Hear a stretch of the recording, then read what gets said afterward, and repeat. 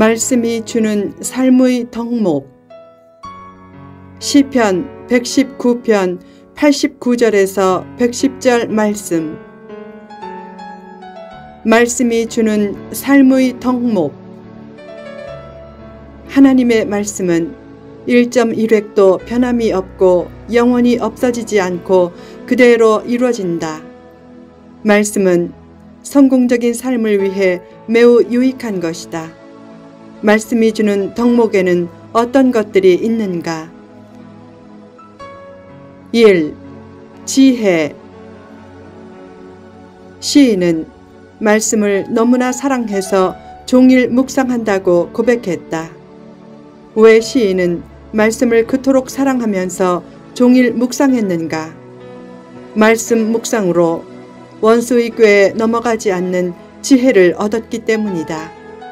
살아갈 때 이런 지혜는 꼭 필요하다. 어느 날 찰스 스윈돌 목사가 설교했다. 성도는 법도 잘 지켜야 합니다. 예배 후 귀가할 때 멍한 상태에서 교회 근처 신호등에서 누군가 출발하는 것 같아 자신도 출발했는데 자세히 보니까 빨간불 상태였다. 그 장면을 수많은 교인들이 본 것 같았다. 집에 돌아왔지만 마음이 불편했다. 교인들이 봤으면 어떡하지? 이틀쯤 후에 전화가 왔다. 목사님, 지난주에 하신 공중도덕도 잘 지켜야 한다는 목사님의 설교를 스스로 깼다고 항의하면서 누군가 목사님께 따지는 모임을 가지겠다고 합니다. 조심하세요. 다시 며칠 후 평소에 엄격했던 한 교인이 전화를 했다. 목사님, 어떤 모임을 가지려는데 시간을 내주셔서 교회 식당으로 와주세요. 스윈돌 목사는 은혜로운 해결을 위한 지혜를 구하다가 식당에 가면서 이렇게 쓴 표지판을 목에 걸었다. 나는 죄를 지었습니다. 그 모습을 보고 식당에 모인 많은 교인들이 와 하고 함성을 지르고 박수를 치면서 어색한 분위기가 유머러스한 분위기로 바뀌었다.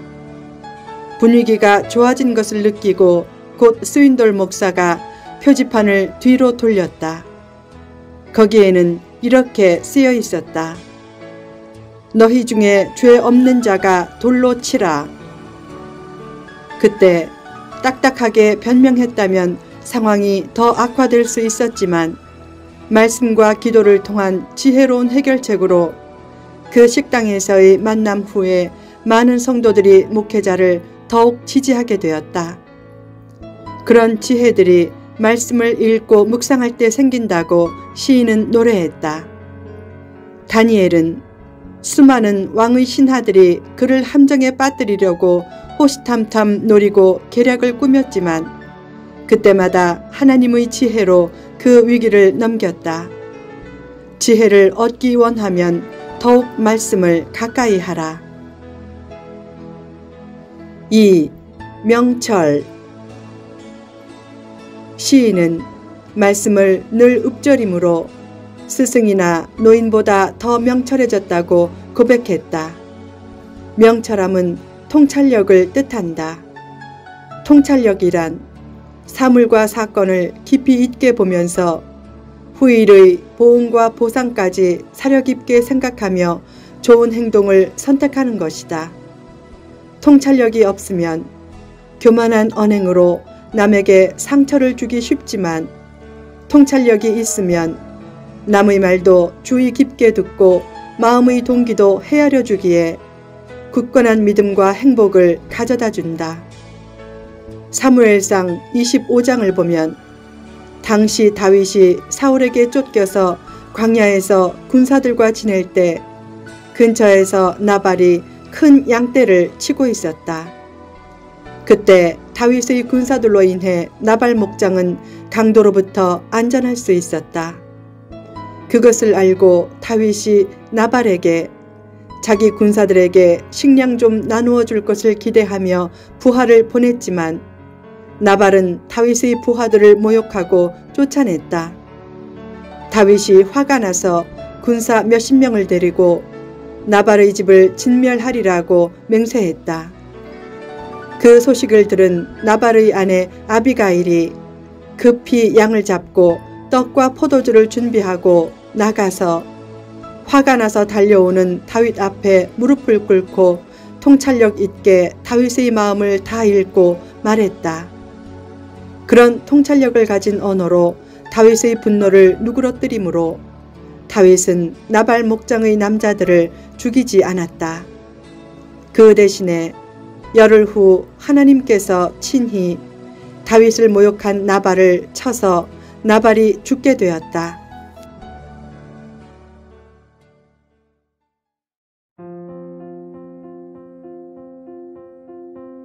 나발의 죽음 소식을 들은 다윗이 안도의 한숨을 내쉬었다. 만약 그때 화를 참지 못하고 나발 목장의 남자들을 다 죽였다면 왕이 된 후에도 다음과 같은 오명이 따라다녔을 것이다. 다윗이 예전에 떡 몇 덩이 안 준다고 나발 가정의 남자들을 다 죽였다. 살인자다. 그런 오명을 아비가일이 막아준 셈이었다. 다윗은 그때 자신을 말려준 아비가일이 고마워 그녀를 아내로 맞이했다. 말씀을 가까이 함으로 통찰력을 구비하면 하나님이 높여주시는 은혜가 뒤따른다. 통찰력을 얻게 하는 통로로는 책, 역사, 환경, 체험, 타인, 말씀 등이 있다.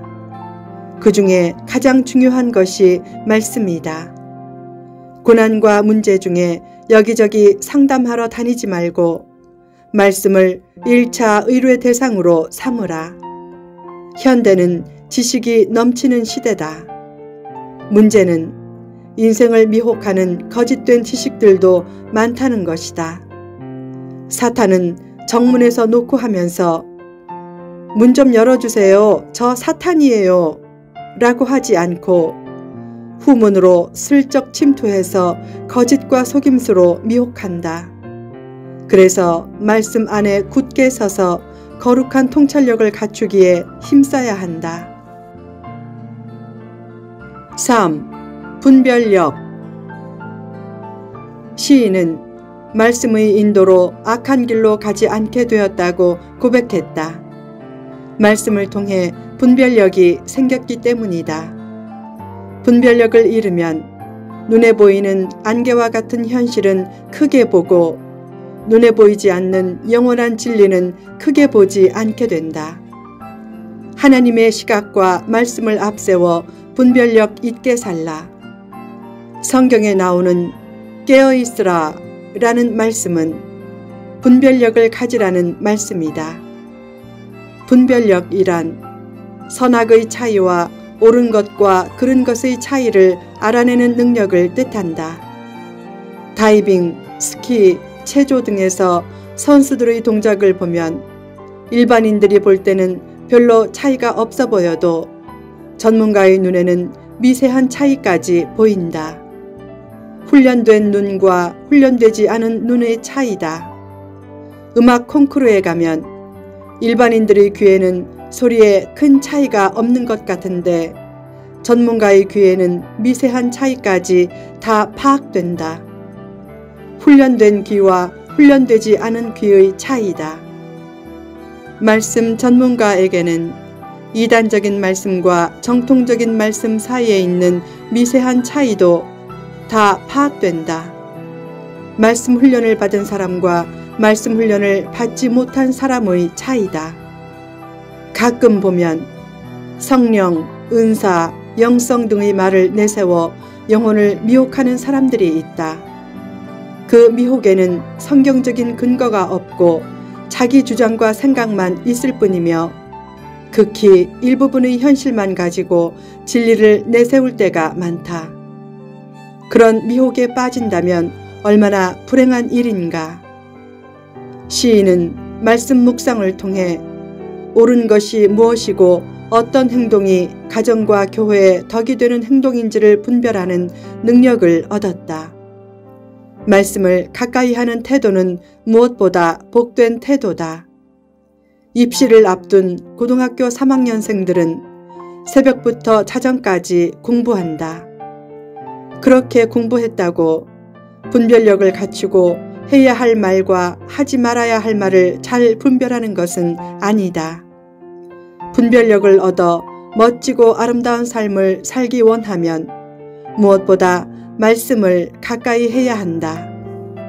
시인에게는 말씀의 맛이 꿀보다 더 달게 느껴졌다. 그래서 말씀을 자기 발의 등과 자기 길의 빛이라고 고백하면서 말씀대로 살기로 다짐했다.